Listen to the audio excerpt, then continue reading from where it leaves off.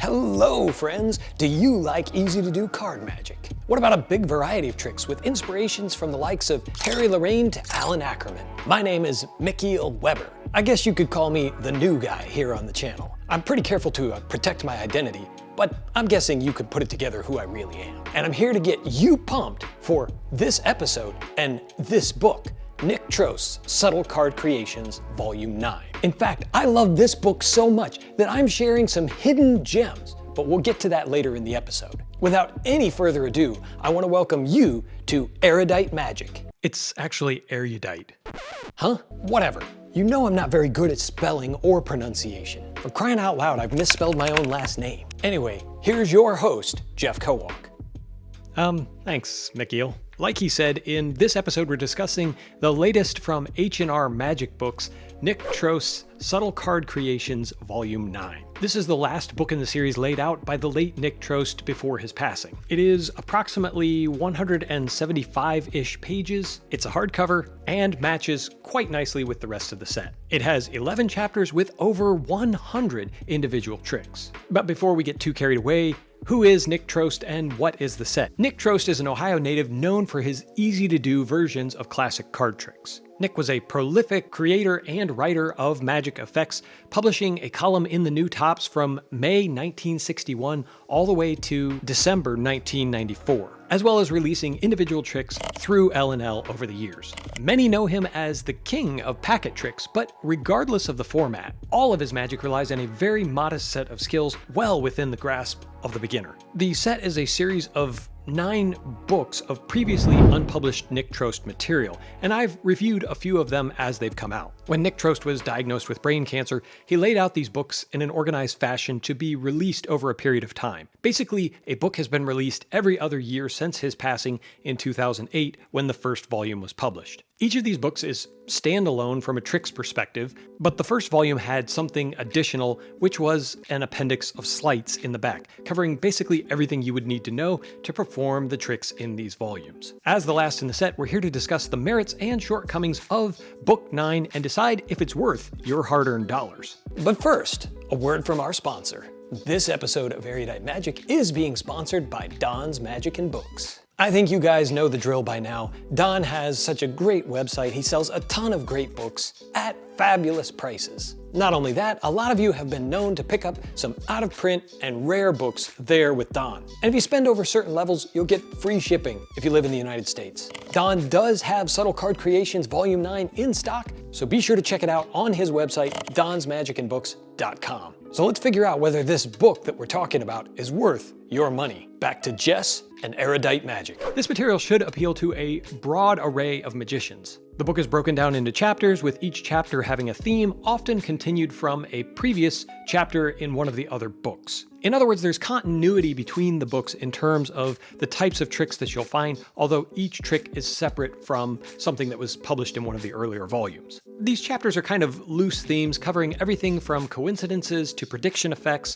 Gilbreth-themed poker effects to ESP tests. And this variety and subject matter is both a pro and a con. We'll talk about that in a second. As already mentioned, absolutely none of the material will require significant sleight of hand. So if you're new to magic, this could be a great place to discover some new tricks, with one small caveat. And if you're a more established performer, you're going to find a lot of ideas to stimulate your own thinking. And on top of that, you'll have no trouble adapting these tricks by inserting your own sleights to make sure that they match your style of performance. Let's talk about a little bit of the limitations of this book, and I already touched on one of them with the variety of the material. While there's something for everyone, not all sections of the book are going to play for you as a magician. Specifically, I'm talking about older or more regional card games, the themes of some of these tricks that aren't really as widespread in the current zeitgeist. I'm talking about games like Rummy, Cribbage, Euchre, Brag, and Pinochle. In fact, the latter, Pinochle, has an entire chapter dedicated to it in this book. So if your audiences don't or haven't played these games, then that type of material likely isn't going to work for you. It's not really a significant negative, it's just an observation. With 100 tricks in the book, there's still plenty of material to enjoy, but I do think some of this is going to be dated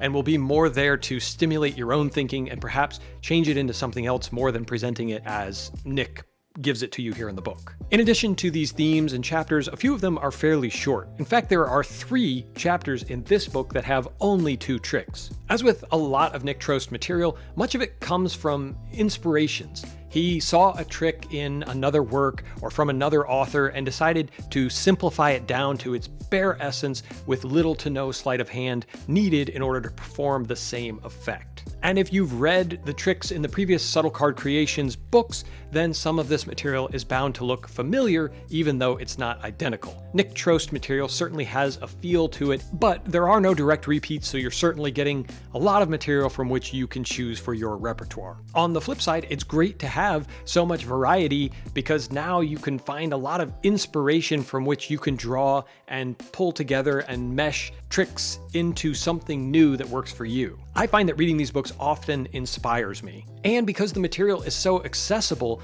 you won't have any reason not to go out and perform it for people and give it a test run to see if it plays for you and your audiences. Speaking of the accessibility, the sleights required are well within the grasp of the average beginner. If you can perform an Elmsley count, know how to force a card, and have a passable overhand shuffle control, you can basically do everything in the books. And as I said before, this could be a great place as a beginner to start to learn some new material, except that there are some sleights that aren't really taught in this volume, so you're going to need some sort of supplementary volume. Now, if you have Royal Road to Card Magic or the Card College series, you're set. I promise you'll be able to find all of the sleights that you need as referenced in this book in those books. Or frankly, you can probably look them up online somewhere. But the first book in the series was the only one that taught a significant number of sleights. There are 1 or 2 that are described in this book, especially where it's a sleight used very heavily within a chapter. But there are a bunch of sleights that are just referenced in here that tell you to go back and look in Volume 1.